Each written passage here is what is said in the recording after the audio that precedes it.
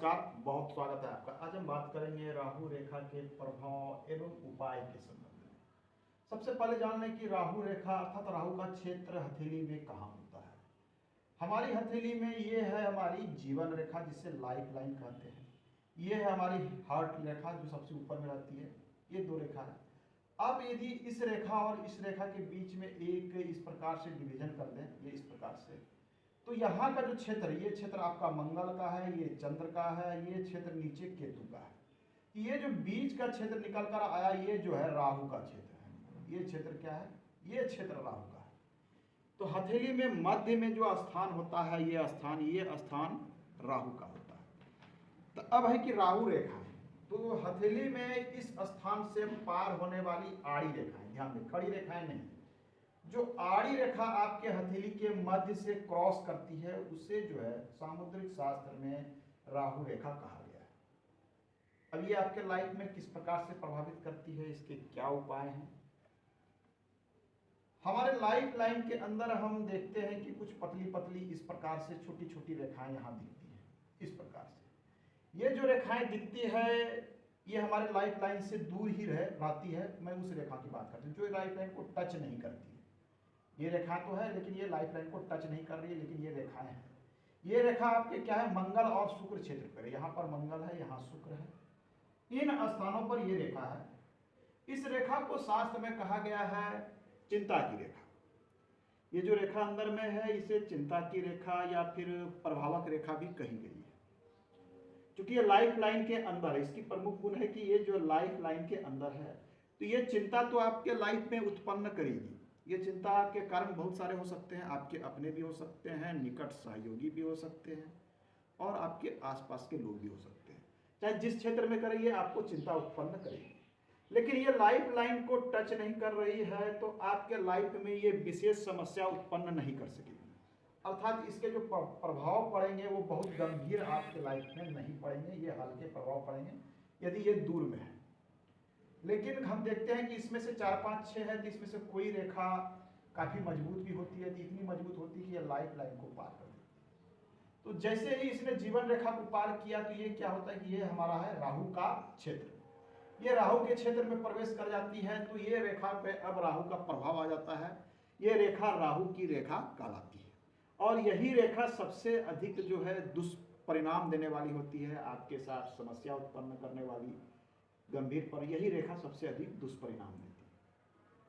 कभी कभी ये रेखा क्या होती है कि यहाँ से बड़ी इतना दूर में रुक गई, लेकिन ये रेखा कभी कभी देखा गया है कि इसके प्रभाव जो है काफ़ी लंबे हैं, ये इतने लंबे भी होते हैं।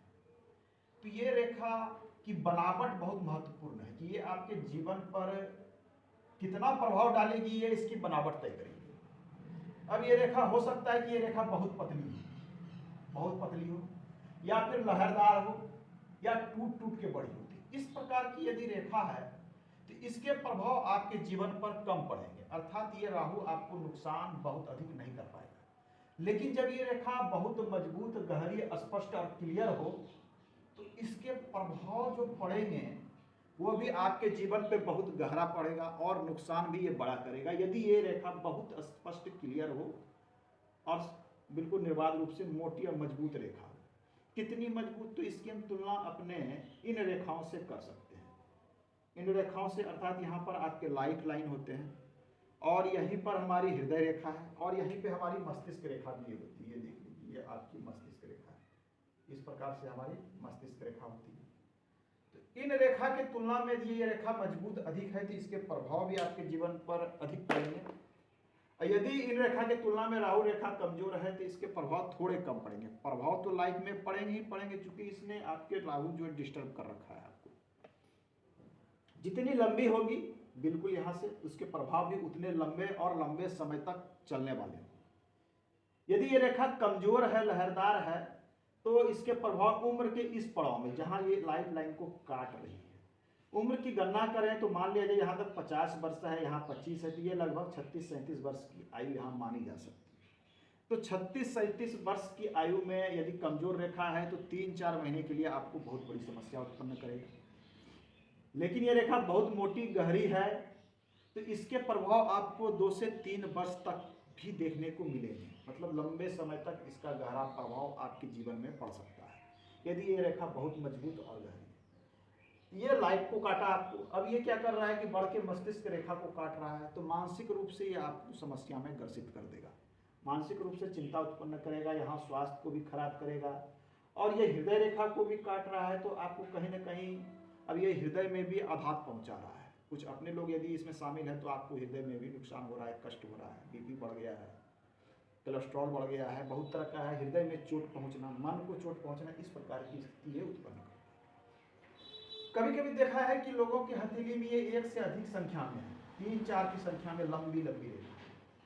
तो यदि ये कई संख्या में है तो ऐसे लोगों का जो लाइफ होता है वो हमेशा उलझन में रहता है।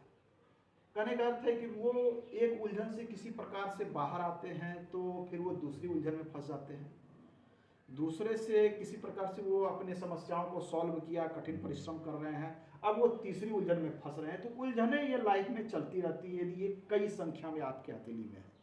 जितने नंबर में होंगे, जितनी इसकी मजबूती होगी, जितनी गहराई होगी, प्रभाव उतनी अधिक संख्या में आपके ऊपर पड़ेगा। अब हम देखते हैं कि यहीं पर हमारे हथेली में एक रेखा और होती है जिसे हम कहते हैं भाग्य रेखा। ये हमारी शरीर क्षेत्र में इस प्रकार से हमारी होती है भाग्य रेखा। तो ये भाग्य रेखा को भी काटती है। ये आड़ी रेखा तो देखिए कितना अधिक प्रभावित करती है। आपके भाग्य को इसने काट दिया इस क्षेत्र में, अर्थात आपके वर्किंग क्षेत्र को ये बर्बाद कर रहा है। हो सकता है कि आप जहाँ वर्क कर रहे थे, बिजनेस कर रहे थे, या फिर जिस भी तरह का, चूंकि जीविका उपार्जन के लिए प्रत्येक व्यक्ति कोई ना कोई कार्य करता है, तो कहीं ना कहीं अब ये आपके जीविका उपार्जन या इकोनॉमिक रूप से धन के रूप में आपके वर्क क्षेत्र में ये डिस्टर्ब कर देगा आपको। चलता फिरता कार्य बंद हो जाता है, वर्किंग क्षेत्र जो है अच्छा खासा व्यवसाय चल रहा था उसमें नुकसान उत्पन्न हो गया। कहीं आप वर्क कर रहे थे, कंपनी में कार्य कर रहे थे, कंपनी बंद हो गई, आप बेकार हो गए। इस प्रकार की भी स्थिति ये उत्पन्न करता है यदि ये आपके भाग्य रेखा को काटता है। तो कहने का अर्थ है कि राहु के प्रभाव जो है बहुत गंभीर और दुष्परिणाम पड़ते हैं। ये रेखा हथेली में कम से कम हो तो आपके लिए शुभ है, ना हो तो अति शुभ है। यहाँ पे हमारी होती है सूर्य रेखा। अब देखिए सूर्य रेखा को भी ये काट सकती है। हालांकि सूर्य रेखा हमने जो देखा है 90% हथेली में सूर्य रेखा हृदय रेखा के ऊपर ही होती है, लेकिन किसी की सूर्य रेखा यदि लंबी है और इसे ये काट रही है तो आपके नाम को, आपके मान सम्मान को भी ठेस पहुंचेगा, आपकी इज्जत प्रतिष्ठा भी खराब होगी। यदि इसने सूर्य रेखा को काट दिया तो इज्जत प्रतिष्ठा पर भी ठेस पहुंचेगा, ये आपको नुकसान करेगा। सूर्य को काट दिया। अब एक इसके प्रभाव तो एक लंबे समय तक भी रह सकते हैं। नगण्य कब होता है? यदि आपके हथेली के माउंट्स की बात करें, ये पर्वत की स्थिति मजबूत हो, जैसे ये गुरु पर्वत है, मतलब अन्य पर्वतों में, सभी पर्वतों की बात कर रहा हूँ, ये माउंट्स यदि जब आपके हथेली में मजबूत स्थिति में होते हैं तो इसके प्रभाव जो होते हैं राहु के, ये थोड़े से कम देखने को होते हैं। मतलब आप पे इसके प्रभाव थोड़े कम पड़ते हैं। इन चीज़ों पे हमें विशेष ध्यान दें। अब आइए हम थोड़ी उपाय की बात कर लिए, तो उसके प्रभाव के उपाय। राहु का जो वास होता है, कहा जाता है कि इसका वास दरिद्रता में होता है, गरीबों में, दरिद्रों में। तो आपको चाहिए कि दरिद्रों की सेवा करें। आप दरिद्रों को भोजन उपलब्ध करा सकते हैं, वस्त्र उपलब्ध करा सकते हैं। मतलब इन लोगों की यदि आप सेवा करते हैं दरिद्र के, तो आपको थोड़े से राहु के प्रभाव देखने को कम मिलेंगे। इसके लिए कुछ लोग स्टोन भी धारण करते हैं राहु के लिए, लेकिन स्टोन धारण करने से पहले आपको एक अच्छे विशेषज्ञ को कुंडली वगैरह अवश्य दिखा लेनी चाहिए, तभी आप जो है, कुछ रत्न हैं, गोमेद वगैरह भी लोग धारण करते हैं, कर सकते हैं। आप शिव की उपासना कर सकते हैं, भगवान भोलेनाथ की उपासना करें। मतलब पहला है कि आप दरिद्रों की सेवा करें, मैं मार्क कर देता हूँ, दरिद्रों की सेवा करें। दूसरा आप करें कि भोलेनाथ की उपासना करें, भोलेनाथ। तीसरा है माता दुर्गा, माता दुर्गा की उपासना करें। ये तीन यदि आप कार्य करते हैं तो इसके प्रभाव आपको अवश्य ऐसा प्रतीत होगा कि इसके प्रभाव कम आपको लाइफ में देखने को मिलेंगे। इसके अलावा है कि जिस पड़ाव में ये काट रहा है आपको, इस उम्र में आप थोड़े से विशेष सावधान हैं। आप देख रहे हैं कि आपको ये 35-40 वर्ष में काट रहा है, तो इस उम्र में अपने वर्किंग क्षेत्र में कार्य को लेकर, कोई भी कार्य को लेकर विशेष सावधानी बरतें कि आपको बड़ा नुकसान ना हो। जब आप सावधान रहेंगे तो लोगों के साथ आपके आचार विचार भी अच्छे रहेंगे, किसी से आप बेकार की झगड़े नहीं करेंगे, चाहे वर्किंग क्षेत्र में हो या कुछ हो, या फिर आप अपने स्वास्थ्य पर ध्यान देंगे, तो इसके प्रभाव ऑटोमेटिक कम पड़ सकते हैं। तो आज के अंक में इतना ही, मिलते हैं अगले अंक में, बात करेंगे हम। धन्यवाद।